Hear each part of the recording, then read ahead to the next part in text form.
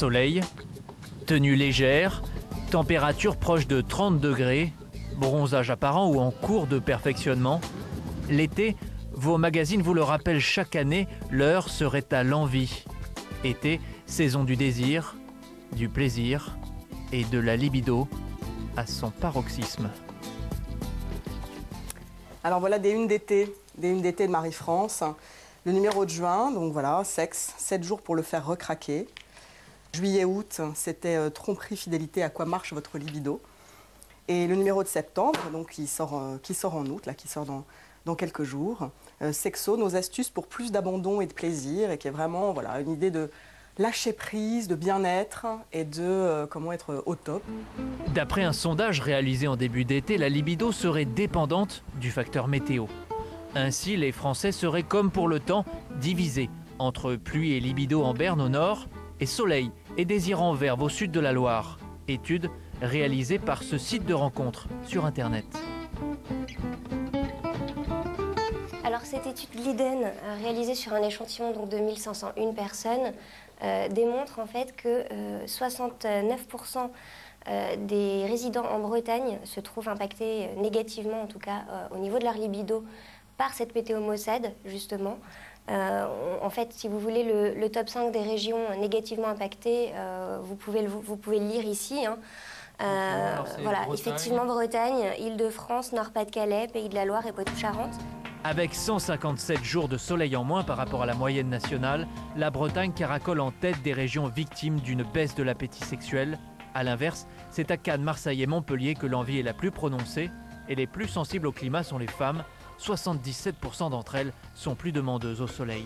Comme des belles plantes, tout simplement, il leur faut, voilà, il leur faut de la lumière, il leur faut du beau temps et un certain nombre de conditions. Hein, voilà. Donc le soleil, effectivement, peut en faire partie. Il vaut mieux les emmener en vacances dans le sud. Effectivement, oui. Ça peut être un très bon point que d'emmener son amante, effectivement, pour un joli week-end sur la Côte d'Azur, pourquoi pas à Marseille, à Cannes, à Nice. Voilà, il y a plein de belles villes qui sont baignées de soleil cet été, donc autant en profiter.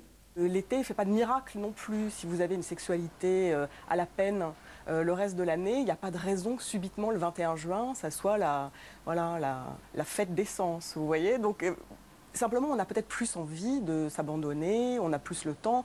Les vacances aussi, enfin voilà, c'est tout bête, hein, mais on est plus disponible, on est plus reposé, on est plus frais. Et on a plus envie d'en profiter, sûrement. Le pic de sexualité n'a, d'après le docteur Salama, aucun rapport avec la météo. D'un point de vue physiologique, chez l'homme comme chez l'animal, c'est la lumière qui est primordiale. Donc à partir du moment où il y a une luminosité plus importante, les hormones sexuelles, notamment chez les hommes, sont accentuées. Donc voilà déjà. Donc c'est plus une question d'été, c'est plus une question de météo, c'est une question de lumière. Ça veut dire qu'on peut très bien avoir une lumière très forte en hiver et avoir une libido augmentée. Chez les poulets par exemple, tiens, chez les poulets, on sait qu'il y a, quand on veut diminuer la reproduction des poulets et des poules, on mettait des lunettes, c'est vraiment des lunettes hein, qu'on mettait au niveau des yeux des poulettes, des poules, pour leur éviter de se reproduire. Donc vous voyez qu'il y a un réflexe quand même entre luminosité, sécrétion et ovulation même, ça va jusque là. Donc il y a bien un réflexe qui se fait d'ailleurs par l'intermédiaire d'une glande qui s'appelle l'hypothalamus, et donc il y a un réflexe direct entre luminosité et hormones de reproduction et hormones donc sexuelles. Que chacun se rassure, même sous la pluie, les vacances peuvent tout de même s'avérer propices à une sexualité plus épanouie parce qu'elles conjuguent déjà changement d'air, temps libre et absence de stress. Voilà, nos